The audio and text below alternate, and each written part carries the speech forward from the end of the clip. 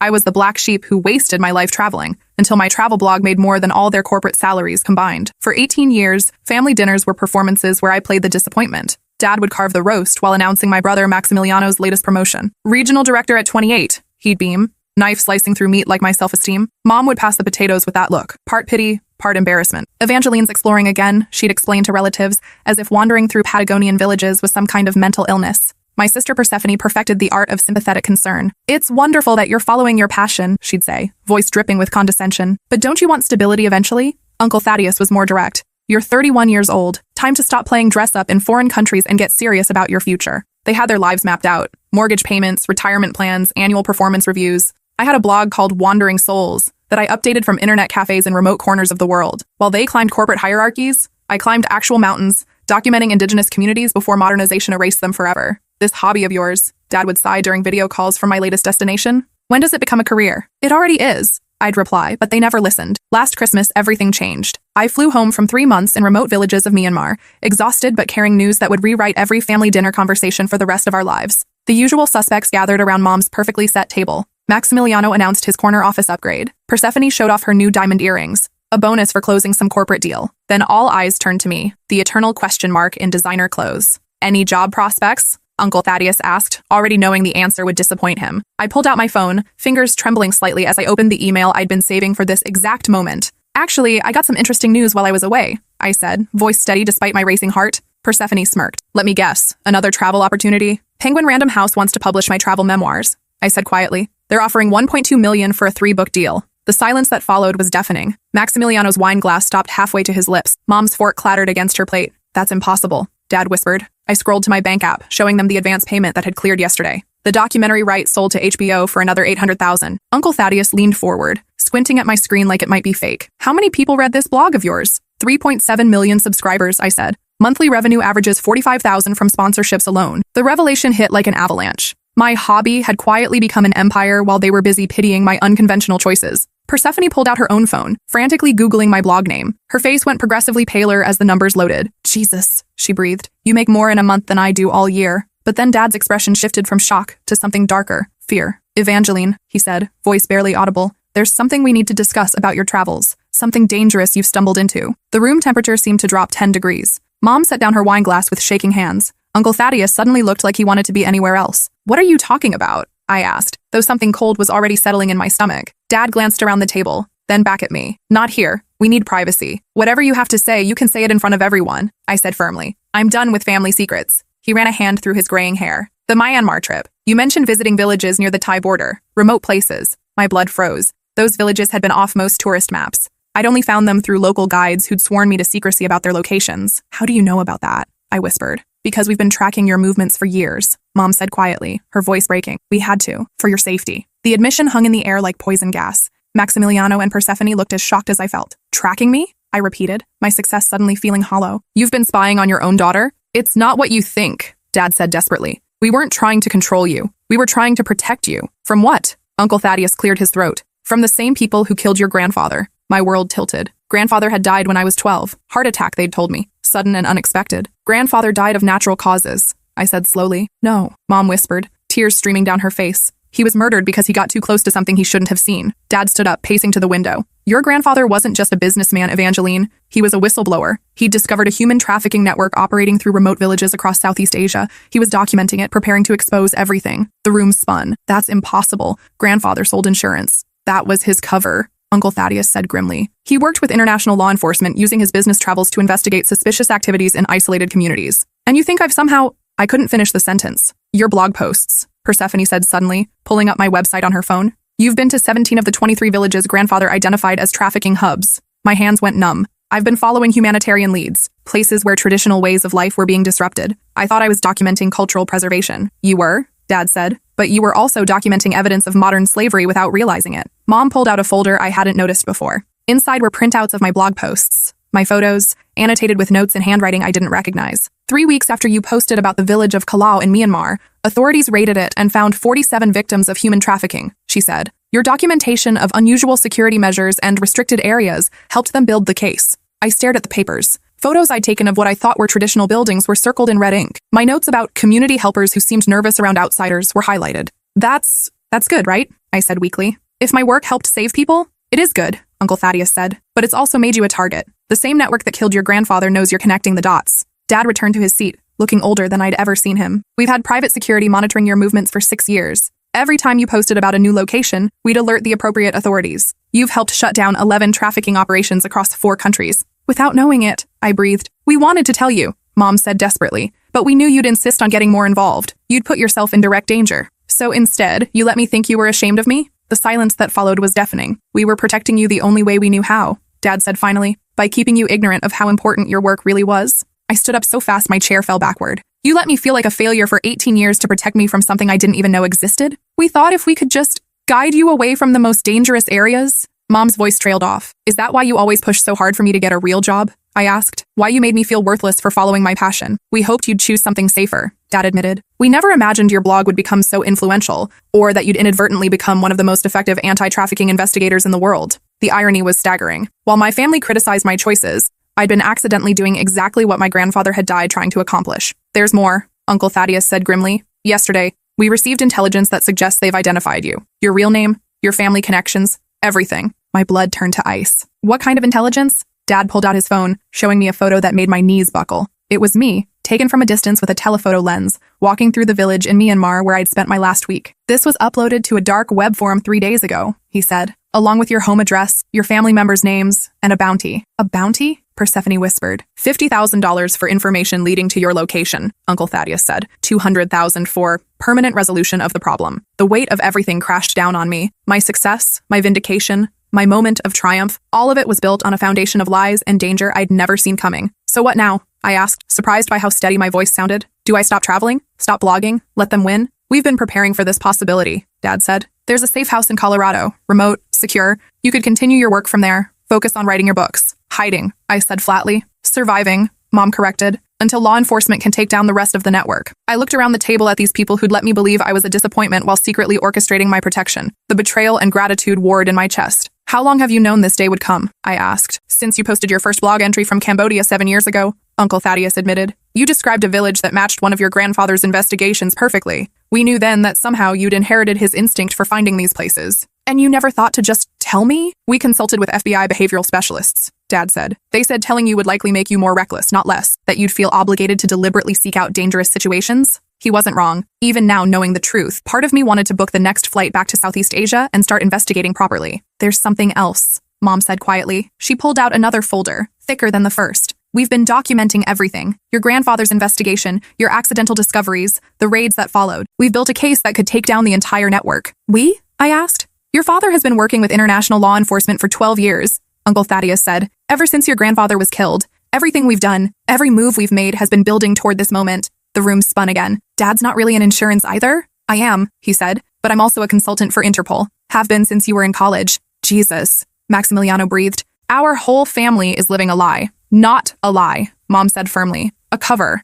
We've been protecting not just Evangeline, but all of you. These people don't hesitate to target families. I sank back into my chair, mind reeling. So my blog, my success, my whole career, it's all been part of some undercover operation? No, Dad said emphatically. Your talent, your writing, your ability to connect with people, that's all you. We never influenced your content or directed your travels. We just monitored the aftermath and occasionally tipped off authorities when your posts revealed something significant, Uncle Thaddeus added. I thought about all the remote villages I'd visited, all the stories I'd told. How many lives had been saved because of photos I'd taken without understanding their significance? How many victims had been freed because I documented the wrong thing at the right time? The Myanmar trip, I said slowly. Something happened there. Something that made this urgent. Dad nodded grimly. You photographed a man who's been on Interpol's most wanted list for 8 years, posted his face to 3.7 million followers without realizing who he was. My mouth went dry. The village elder who showed me around? Tong Sain, also known as the Ghost of the Golden Triangle. He runs the largest human trafficking operation in Southeast Asia. I remembered the man. Friendly, articulate, spoke perfect English. He'd insisted on personally guiding me through the village, even posed for photos with some of the children. He seemed so normal, I whispered. The best predators always do, Mom said. But your blog post led to his identification and arrest. He was captured 2 days ago, which is why they're coming for you now, Uncle Thaddeus added. You've cost them their leader and millions in revenue. The magnitude of it all overwhelmed me. While I'd been proudly announcing my book deal, dangerous people were planning my murder. What happens to my blog? I asked. My followers? We've prepared a statement, Dad said. You're taking a temporary hiatus for a family emergency. Your content will remain online, but you'll stop posting new material until the network is dismantled. How long will that take? Could be months, could be years. I stared at my phone, at the app that had connected me to millions of people around the world. My entire identity was wrapped up in sharing stories, in bringing hidden corners of the world to light. There is another option, Uncle Thaddeus said carefully. I'm listening. You could work with us officially. Use your platform to help authorities target remaining cells. Your followers trust you. They'd believe anything you posted. You mean become bait. I mean become a partner, Dad corrected. Help us finish what your grandfather started. The idea was terrifying and exhilarating. Instead of accidentally stumbling onto trafficking operations, I could deliberately hunt them down. It would be incredibly dangerous, Mom said, reading my expression. These people have already killed for less. But think about the impact, Persephone said suddenly. We all turned to look at her. Evangeline, you have 3.7 million followers. If you could direct their attention to specific issues, specific locations, crowdsourced investigation, Maximiliano added, catching on, your audience could help identify suspicious activities, provide tips. Absolutely not, Dad said firmly. We're not putting civilians at risk. We wouldn't have to, I said, my mind racing. I could frame it as cultural documentation. Ask followers to help identify traditional practices that seem out of place, buildings that don't match local architecture, communities where photography is restricted. People love participating in mysteries, Persephone said excitedly. You could gamify it. Make it feel like a treasure hunt instead of an investigation. Uncle Thaddeus was nodding slowly. It could work. Use the blog as a front for intelligence gathering. No, Mom said desperately. It's too dangerous. If they realize what she's doing, they already know what I'm doing, I pointed out. At least this way, I'd be doing it on purpose. Dad was quiet for a long time, staring at the photos spread across the table. Finally, he looked up at me. If you do this, there's no going back. Your life as you know it would be over. You'd always be looking over your shoulder. I've been looking over my shoulder for 6 years without knowing it, I said. At least now I'd know why. And if something happens to you? I thought about the children in those villages, the young women who'd looked at me with haunted eyes while their captors smiled and posed for pictures. Then I'll have died trying to finish what grandfather started. The decision crystallized in that moment. I'd spent my entire adult life feeling like a disappointment, like my choices were selfish and meaningless. Now I knew the truth. I'd been making a difference all along, just not the way I'd imagined. I'll need training, I said. Real training. If I'm going to do this properly, I need to know what to look for, how to document evidence, how to stay safe. That can be arranged, Uncle Thaddeus said. There's a facility in Virginia where they train deep cover operatives. And my blog? We'll help you develop new content strategies, Dad said. Posts that appear to be cultural documentation, but actually serve investigative purposes. My audience will notice if my writing style changes dramatically. So we'll transition gradually, Persephone suggested. Start with posts about historical mysteries, unsolved disappearances. Get your followers used to participating in investigations. I looked around the table at my family, my complicated, secretive, protective family who'd let me hate them to keep me safe. One condition, I said. Name it, Dad replied. No more lies. If I'm doing this, we do it as a team. Complete transparency from now on. Mom started crying again. You could have a normal life. You could settle down, be safe. I could, I agreed. But I won't. Not when I know what's out there. Dad reached across the table and squeezed my hand. Your grandfather would be proud. I hope so. Uncle Thaddeus was already making phone calls, arranging meetings with people whose names I couldn't catch. Maximiliano and Persephone were looking at me with expressions I'd never seen before. Respect. Maybe even admiration. There's one more thing, Dad said as the evening wound down. The publishing deal? The HBO contract? You'll need to be careful about how you handle that money. Why? Sudden wealth makes you a target in new ways. And if you're working with law enforcement, your finances will be scrutinized. Are you suggesting I turn down the deals? I'm suggesting you be strategic about them. Maybe structure the payments differently, funnel some of the money toward anti-trafficking organizations. The irony wasn't lost on me. My success story was becoming something completely different from what I'd imagined when I walked into dinner tonight. When do we start? I asked. The training program begins next month, Uncle Thaddeus said, hanging up his phone. But first we need to get you somewhere safe. The safe house in Colorado? For now, until we can assess the immediate threat level. I thought about my apartment in Portland, my plants, my cat Hemingway, my normal life that apparently hadn't been normal at all. How long do I have to pack? We leave tonight, Dad said. A team is already at your apartment securing your essential belongings. Hemingway? Already en route to Colorado, Mom said with a small smile. We know how much you love that cat. Despite everything, I laughed. Even in their deception, they'd known me well enough to prioritize my pet's safety. So what now? I asked. Do I just disappear? My followers will want to know what happened. We've prepared a statement, Persephone said, pulling out her phone. Family medical emergency requiring extended leave. You'll post it tomorrow morning from the safe house. I read the draft she showed me. It was perfect. Vague enough to avoid questions, specific enough to seem genuine. And after that, you become the most dangerous travel blogger in the world, Uncle Thaddeus said, with something that might have been pride. You just won't advertise that fact. As we cleared the dinner table, I felt the weight of my old life lifting away. The family dynamics that had defined us for so long were shifting into something new, something honest. I'm sorry, Dad said quietly as we loaded the dishwasher, for letting you think we were disappointed. I'm sorry too, I replied, for thinking you didn't understand. We understood better than you knew, Mom said, joining us. We just couldn't tell you why. Later that night, as I packed my emergency bag one more time, I thought about all the places I'd been, all the stories I'd told. In a few hours, I'd be starting a new chapter. One where my wandering would have a purpose I'd never imagined. My phone buzzed with a message from an unknown number. Looking forward to working with you. Your grandfather would be proud. Agent Morrison. I smiled and typed back, ready when you are. 3 months later, I was in a compound in Virginia, learning how to spot surveillance, identify trafficking indicators, and document evidence without appearing suspicious. My fellow trainees were career law enforcement officers, military veterans, intelligence analysts. I was the only travel blogger in the group. Your cover is actually perfect, Agent Morrison told me during our first one-on-one session. Journalists and bloggers have legitimate reasons to ask questions, take photos, visit remote locations. You'll be able to go places our traditional operatives can't. What makes you think I can handle this? Because you've already been handling it for 7 years, she said. You just didn't know it. The training was grueling. Physical fitness, defensive tactics, surveillance techniques, cultural intelligence, emergency medical training. But the most challenging part was learning to see the world differently. Human trafficking hides in plain sight, my instructor explained as we reviewed case studies. Victims are often displayed as willing participants. Communities are often complicit, either through fear or economic dependence. I thought about all the villages I'd visited, all the smiling faces that had welcomed me. How many of those smiles had been forced? How many of those communities had been built on suffering I'd been too naive to recognize? The key is learning to trust your instincts, Agent Morrison said. You've already proven you have them. Now we're just going to sharpen them. By the end of the 3-month program, I could identify potential trafficking situations from subtle behavioral cues, document evidence using covert photography techniques, and communicate with law enforcement using coded language that would seem innocent to casual observers. Your new blog strategy, Agent Morrison explained during our final briefing, will focus on responsible tourism. You'll be educating your followers about how to travel ethically, how to recognize and report suspicious activities, how to ensure their tourism dollars aren't supporting harmful practices. And in the process, you'll be building the world's largest crowdsourced anti-trafficking network. The first post in my new series went live 6 months after that Christmas dinner that changed everything. Traveling with purpose, how to ensure your adventures make a positive impact. The response was overwhelming. My followers were eager to learn, eager to help, eager to be part of something meaningful. Within weeks, I was receiving dozens of tips from travelers who'd spotted suspicious activities in various locations.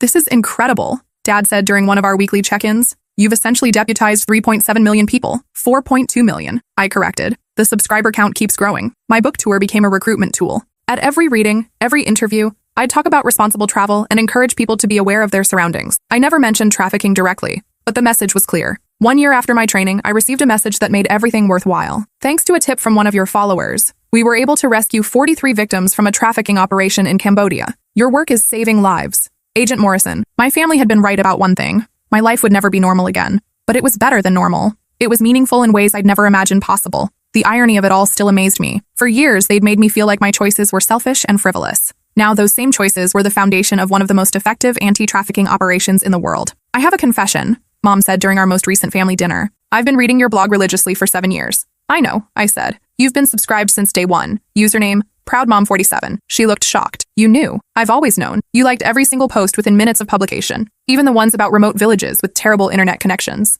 We've all been following along, Maximiliano admitted, even when we were pretending to disapprove, especially then, Persephone added. We were so proud of you, but we couldn't show it. Dad cleared his throat. Speaking of confessions, there's something else you should know. My stomach dropped. After everything we'd been through, I wasn't sure I could handle another family secret. What now? The publishing deal, the HBO contract, we might have had some influence there. What kind of influence? The kind where your father knows people in the entertainment industry through his law enforcement contacts, Uncle Thaddeus said carefully. I stared at them. You're telling me my success was orchestrated? Not orchestrated, Dad said quickly. Facilitated. Your work was already exceptional. We just made sure the right people saw it. The blog's success was all you, Mom added. We never interfered with that. But when opportunities arose to amplify your platform, you pushed things along. We helped, Persephone corrected, because we believed in you, even when you thought we didn't. I should have been angry. Another deception, another manipulation, but instead I felt something else. Gratitude. Thank you, I said quietly. For lying to you again? Dad asked, confused. For believing in me when I didn't believe in myself. As I looked around the table at my complicated, protective, secretive family, I realized that everything had worked out exactly as it was supposed to. My wandering had led me home, not to a place, but to a purpose. My phone buzzed with another message from Agent Morrison. New intelligence suggests a major operation in northern Thailand. Interested in planning a cultural documentation trip? I smiled and typed back, always. Because that's what I did now. I wandered with purpose, documenting cultures and saving lives, one blog post at a time. And for the first time in my life, my family was proud to tell people exactly what I did for a living, even if they couldn't tell them why.